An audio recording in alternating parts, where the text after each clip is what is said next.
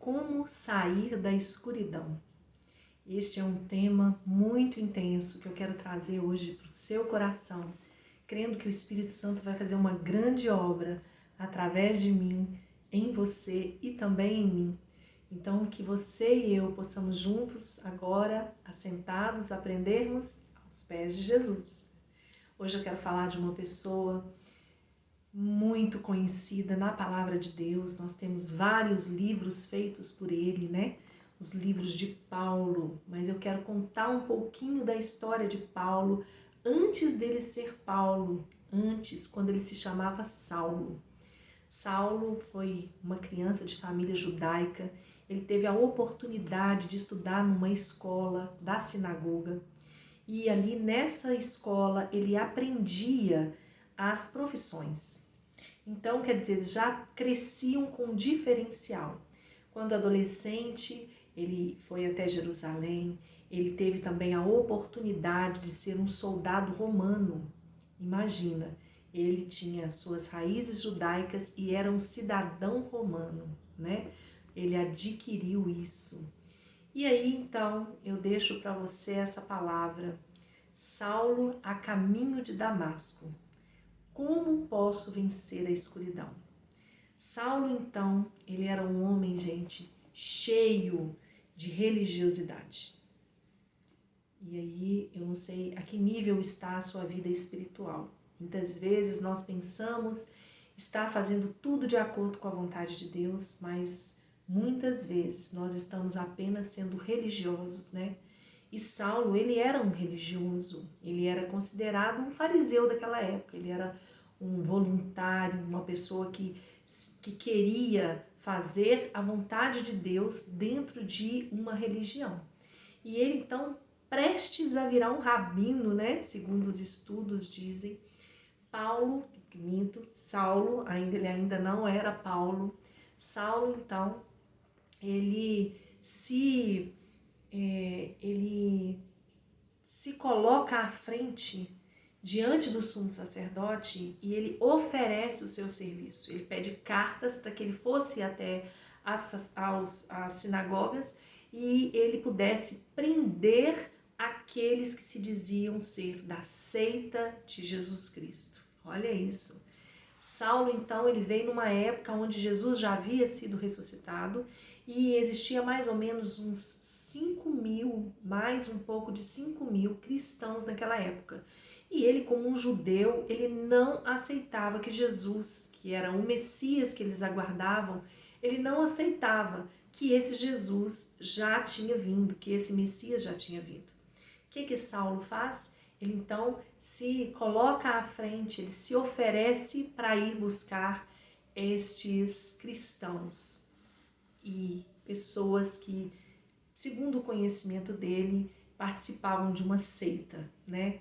Jesus era considerado um homem, segundo eles, que veio e que fez grandes arruaças, né? Que tirou as pessoas daquele segmento judaico que eles tinham ali naquele momento. E aí então começa a história. Saulo vai a caminho de Damasco. Imagina Saulo, um homem culto, dá-se a entender que ele estava montado no seu cavalo, a Bíblia não fala assim, dá-se a entender que ele estava assim, montado no seu cavalo. Nós vamos estar falando de Atos 9, a partir do versículo 3. No versículo 5, né, eu vou explicar um pouquinho mais aqui. Saulo, a caminho de Damasco, resplandece uma grande luz. Quando Saulo vê essa luz, a palavra de Deus fala que ele cai por terra. Olha só. A caminho de Damasco, ele foi cercado por um resplendor do céu. E caindo em terra, ouviu a voz: Saulo, Saulo, por que me persegues? E aí eu deixo essa pergunta hoje para você, né, que talvez esteja na posição de Saulo. Talvez você é uma pessoa muito religiosa, mas que quando você vê alguém amando Jesus, você acha que essa pessoa está fascinada, que essa pessoa ela não está com sabedoria, né, que essa pessoa está fanática. E às vezes você se torna um perseguidor, assim como Saulo estava. E aí ele ouve essa voz e fala: Saulo, por que me persegues? Eu pergunto para você, por que você persegue hoje o nome de Jesus? Por que você persegue aqueles que vão em nome de Jesus? Às vezes nós entendemos estar numa posição que achamos ter mais conhecimento, sermos mais cultos, né? Mas o Senhor, ele fez com que Saulo caísse do cavalo, literalmente. A palavra fala então que Saulo foi ao chão. E em Atos 9:5, ele fala dessa forma. Saulo pergunta, e ele disse: Quem é, Senhor? E disse o Senhor: Eu sou Jesus, a quem tu persegues. Sabe, quando você se coloca entre Jesus e entre as pessoas que são servos desse Jesus, você corre um grande risco de ser derrubado ao chão mesmo, sabe? Porque você está perseguindo. Quando você persegue um cristão na maledicência, né, nas piadas, escarnecendo, você está sim perseguindo Jesus. E Jesus, ele não quer que você esteja nesse caminho. Mas como Saulo se colocou nesse caminho, nós vamos ver o que Jesus fez através da vida de Saulo. Então a primeira coisa que eu achei muito tremenda é que Saulo teve uma grande sabedoria. Então eu comecei perguntando como sair da escuridão, como não querer a escuridão, como dizer não à escuridão. Olha a sabedoria de Saulo. Senhor, o que queres que eu faça? Quando você está numa posição e de alguma forma você foi sacudido e você sente que algo está diferente dentro de você. Saulo ali, ele caiu por terra. Você às vezes está sentindo algo diferente, você está sendo sacudido. E quando você sai dessa posição, às vezes você tinha algo que você não tem mais, né? Às vezes o Senhor está te chamando por algum motivo. E aí a primeira sabedoria que eu vejo aqui em Saulo, quando ele pergunta: Senhor, o que queres que eu faça? Ele reconheceu que aquela luz vinha verdadeiramente do céu. E você também é capaz de entender quando algo que não é normal está acontecendo com você. Você fala: não é possível, é perseguição demais, está acontecendo alguma coisa diferente. Porque as portas estão se fechando, eu estava assim, agora eu estou assim. O que Deus está movendo em sua vida, né? Às vezes você pensa vai estar caído para sempre, não vai. Você vai ver no decorrer dessa história verdadeira que você não vai ficar caído para sempre. Então Saulo, no versículo 8 do capítulo 9 de Atos, fala assim: levantou-se da terra, abrindo os olhos, não via ninguém. Saulo estava agora numa escuridão. Qual é a escuridão da sua vida nesse momento?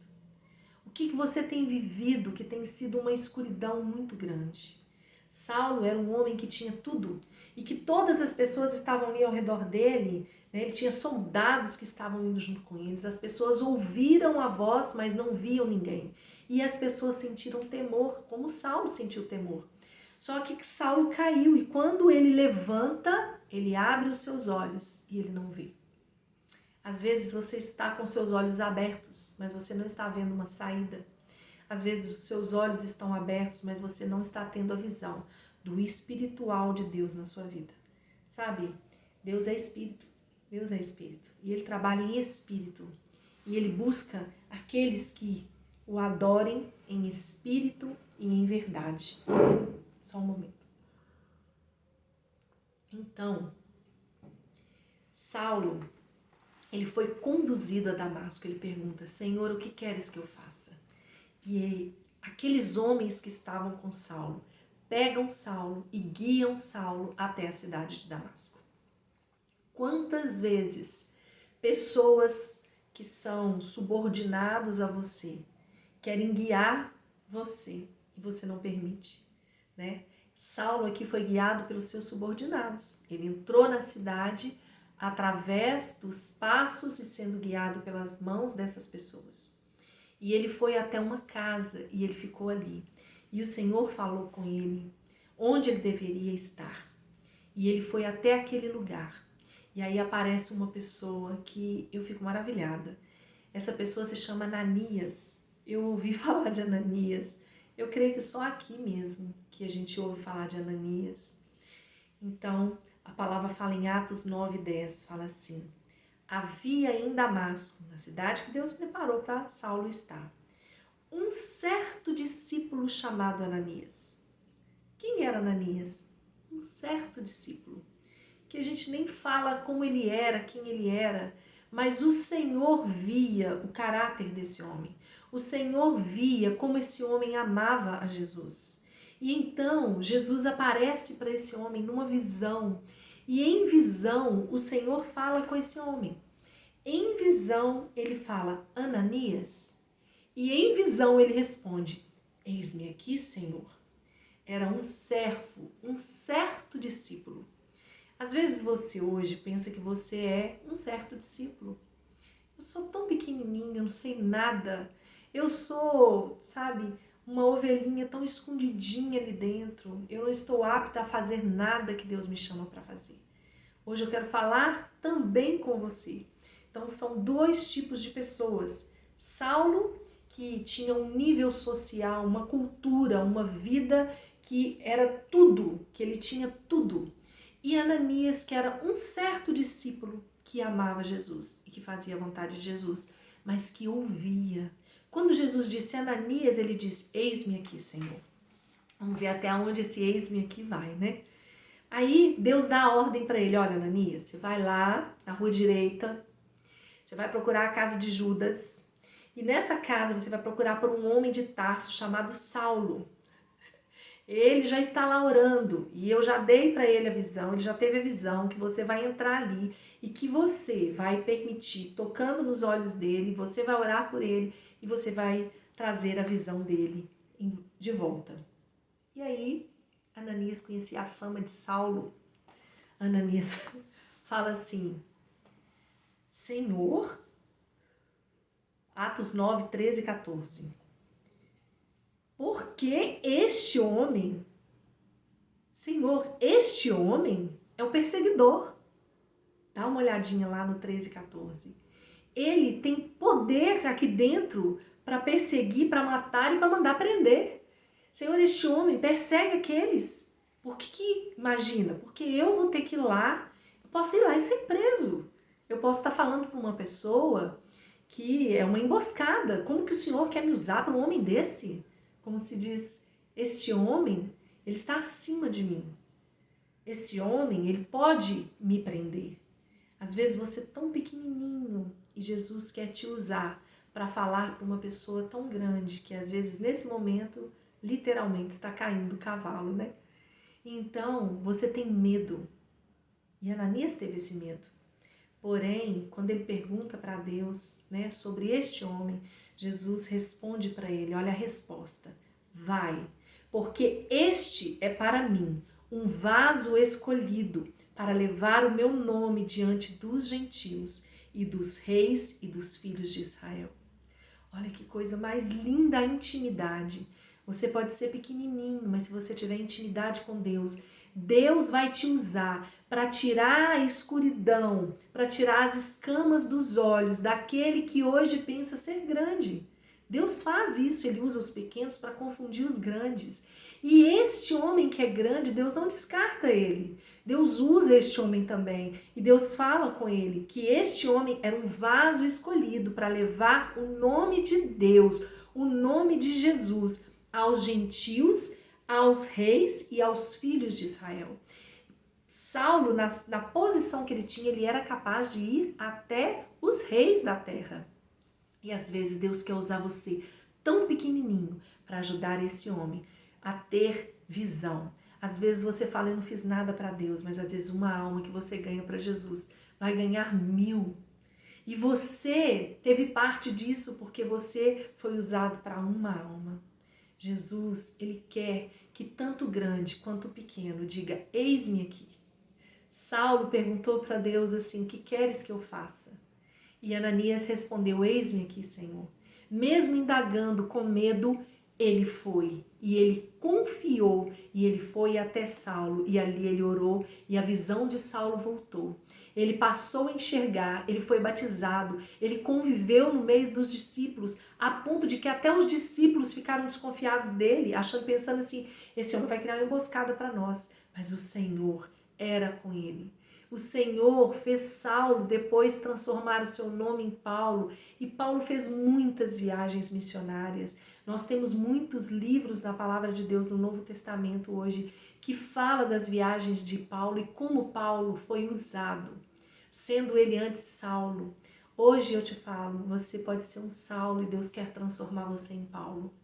O Saulo é aquele da Bíblia que eu estou dizendo, o passado desse Saulo é o passado de um homem que era prepotente, que achava que estava fazendo o correto, que era religioso, que tinha poder, ele tinha autoridade romana, né? Era um homem bem visto diante de todos. Mas Deus fez com que ele fosse com a cara no pó e com que, mesmo tendo tudo o que ele tinha a cegueira espiritual. E o que Deus quer fazer para que você seja também hoje curado dessa falta de visão espiritual? Para que a luz venha nos seus olhos espirituais. Deus quer que você pergunte como Saulo perguntou, o que queres que eu faça? Eu não sei o que você está vivendo hoje, pergunta para Deus, Deus, o que queres que eu faça? Às vezes você já sofreu tanto, mas o Senhor só está esperando você falar o que o Senhor quer de mim, e o Senhor quer te usar. E às vezes assim, como Saulo, eu disse aqui agora, às vezes também como Ananias, você fala, Senhor, eu sou tão pequenininho, eu não posso fazer nada para o Senhor. E o Senhor fala assim, você vai ser usado para abençoar a vida de um, você com a sua fé vai orar e um vai ser curado, e esse um vai trazer multidões até o Senhor, e você vai fazer parte de tudo isso. Sabe, Deus ele tem um propósito de vida para nós, e ele não faz acepção de pessoas. Ele ama os grandes, ele ama os pequenos. Mas ele ama os grandes que se tornam humildes para serem pequenos diante dele, sabe? E Deus usa essa forma de vida desse homem grande para que ele chegue aos reis da terra, né? Essa pessoa que tem uma situação melhor, que tem convivência às vezes em meios que o mais simples não consegue chegar, essa pessoa vai chegar, mas o mais simples também vai ser usado para moldar a vida, o caráter daquele que é o mais nobre, vamos dizer assim, né? Que nós possamos ter essa luz de Deus dentro de nós, que a escuridão saia dos nossos olhos, que a gente possa enxergar que Jesus, ele quer usar a nossa vida, né, sendo nós quem somos. Ele te ama, ele me ama, ele ama o pequenininho, ele ama o grandão que se torna pequeno diante dele. Não fique grande diante de Deus, fique pequeno. Porque se você tentar ser grande diante dele, ele vai te abater e você vai cair do cavalo, literalmente, você vai cair do cavalo. Paulo caiu literalmente do cavalo.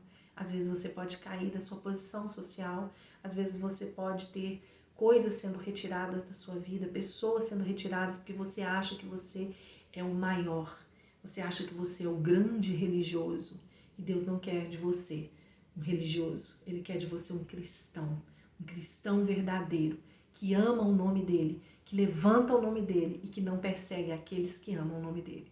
E você que é pequenininho, você se torna grande diante de Deus, com as suas atitudes, com a sua forma de agir, né? Importa que eu diminua e que ele cresça. Glória a Deus, que Deus venha preencher você com essa palavra, que Deus venha te dar sabedoria para lidar com situações parecidas com essas e que ele venha te usar poderosamente para você transmitir a luz que habita dentro de você, que é o próprio Deus. Jesus abençoe você. Mas antes eu quero agradecer a você, sabe? Essa semana, amanhã, dia 17 de fevereiro, completam 2 anos que eu estou aqui no YouTube junto com você. Gente, isso está me trazendo uma alegria, sabe? De ver a obra de Deus perseverar através da minha vida e da sua vida, né? Sendo eu esse Ananias tão pequenininho e você aí me ajudando. Então, esta semana são 2 anos de YouTube. E eu nunca fiz uma promoção na minha página do YouTube. Eu falei, Deus, isso aqui é para a glória do Senhor. Se o Senhor quiser, o Senhor vai levar essa palavra para as pessoas. E eu tenho ali 300 inscritos, gente. 300 nomes inscritos no meu canal para conhecer Jesus através de mim, que sou tão pequenininha. Sabe, esse mês é um mês de muita alegria. Essa semana é uma semana de comemoração. São quase 10 mil visualizações por causa de você, que tem sido às vezes aí esse Ananias também, usado para a glória de Deus, levando a palavra do Senhor para que outros possam conhecer.